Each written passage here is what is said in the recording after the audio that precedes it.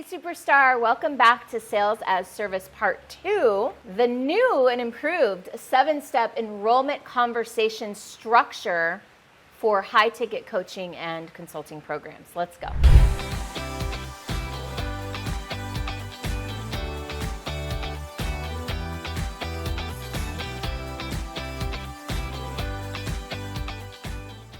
In this video, I'm going to start with some of the problems that people have when they get into sales conversations and how to address them. And then I'm going to share this 7-step structure that I learned from my mentor. Actually, he's taught me a different structure, but I've adopted it over the years. I have permission to change it and make it my own. And now I'm presenting to you the latest, greatest iteration of it. And please remember that we have parts 3 and 4 of this series that are also amazing, where I'll talk more about the mindset aspect of doing sales and enrollment. People often think sales is all about selling a product or a program or a service or whatever the thing is that you're selling. And while the thing is important, absolutely, you want to make sure that you're offering something that you believe in, something that's of value, something that's going to help people. I think that the most important aspect of selling is to have a process. So it's less about the product or the program and more about the process that you're using to sell it.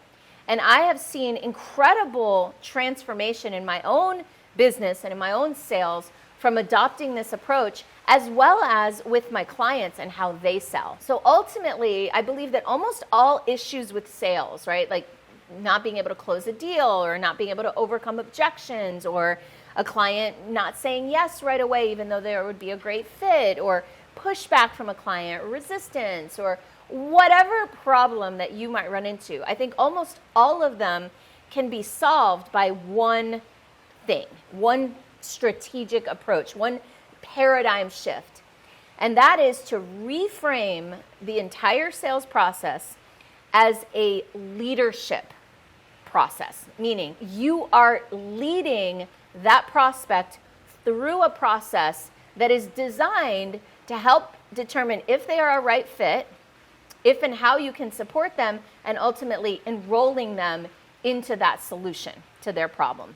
But ultimately, you need to take off the hat of service provider, order taker, less than, which a lot of us have in sales. A lot of us have been trained that you are less than the client. The client has all the power, they've got the money, they've got the yes, and we are kind of less than them, and then we're looking to have them give us, right, and deign to pay us for our services. And what I'm instead inviting you to is the elevation of your role.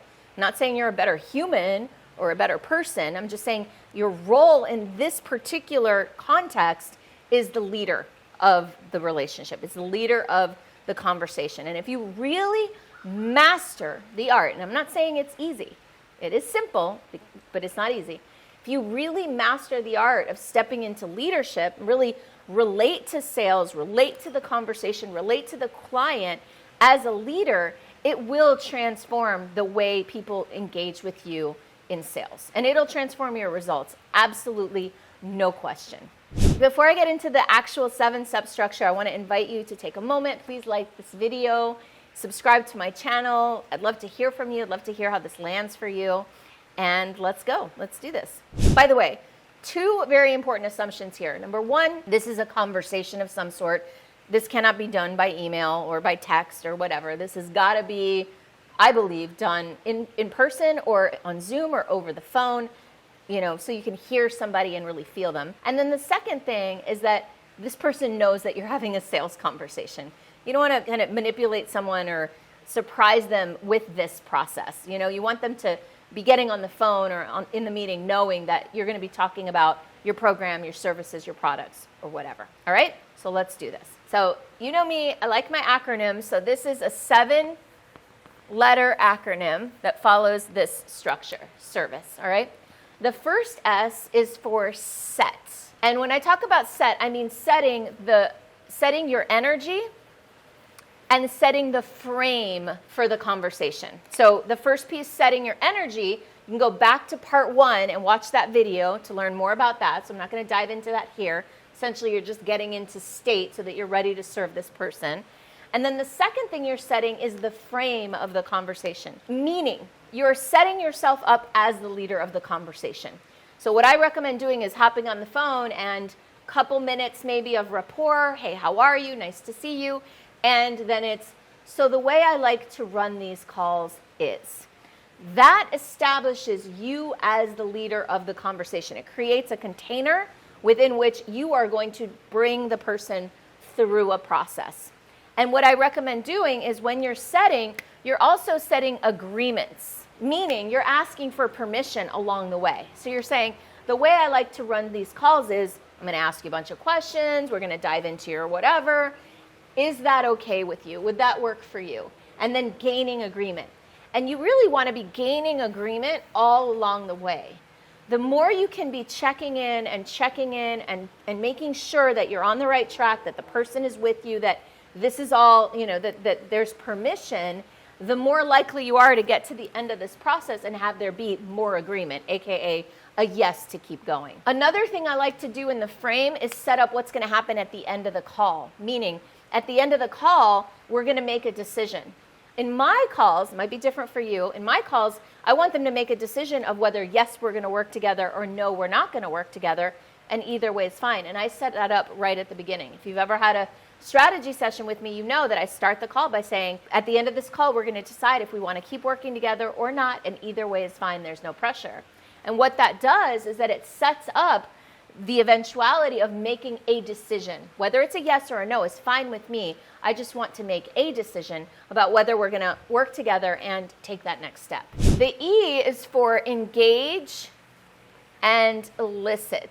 Engage and elicit is where you ask questions. This is where you can go to town. It's my favorite part, where you're just gathering data, gathering information. At this point, you're just asking a lot of questions, going deeper, finding out what's going on. And specifically, you want to ask questions about what this person's, let's put it over here, their pain, what their problems are, and what their possibilities are. A lot of people only focus on the pain and the problems, and I'm a big believer in also asking about the possibilities. What do you vision? What do you want? If you could wave a magic wand, what would your situation look like? How would you resolve this issue? The R is for building rapport. And what rapport means is that it's not just a one-way street. It's not just you talking to them. It's not them talking to you. It's an engaged, it's a dance. It's a conversation. And in the rapport, I want you to receive what they say, reflect back what you hear, do not give solutions or coaching, and also record what you are capturing. Record the important notes and points. I actually take notes by hand every time I'm on a strategy session with a client. I like it when a client can see that I'm so engaged and I'm so interested that I'm taking notes. And I don't like to do it on the computer because that typing can be really distracting. The V is for validate. And in validating, what you're doing is validating their vision and their experience. Now, this might seem like a superfluous step, but I assure you that this is one of the most important steps of the whole thing. And it's really the hinge that connects the beginning of the call with the end of the call. This validating thing, when you skip it, I think you lose an important point of connection. When you validate their vision, wow, I could see how exciting that would be. I would be excited too. I love what you're up to. I'm in love with your book. This happened to me recently where I got on the phone with a distributor of a book and they weren't excited about my book. They weren't interested in it. And I, basically just felt like we weren't very connected and they weren't going to be like a partner. So I didn't hire them. They lost thousands and thousands of dollars worth, I believe, because my book is going to be really huge and big, right, of business because they didn't care that much. So this validation is really where, I'm going to put this in red, is like where you share your belief in what they're up to and your excitement about it, and you connect to it more emotionally. That's the hinge to here, where you kind of go back up into the mind and you share your insights and intuition. Remember I said in part 1 of this series that you're going to want to cultivate your intuition. Well, this is where you're going to bring it to bear. All the problems that you recognized up here and that you recorded, all the problems that you got, that you captured, this is where you're going to give them some new and unique insight on their problem. And in fact, I'm going to put this in orange. Really, maybe it should have been yellow, right? To exemplify, a light bulb, sending out light. This is where you're going to enlighten them about something they may not see.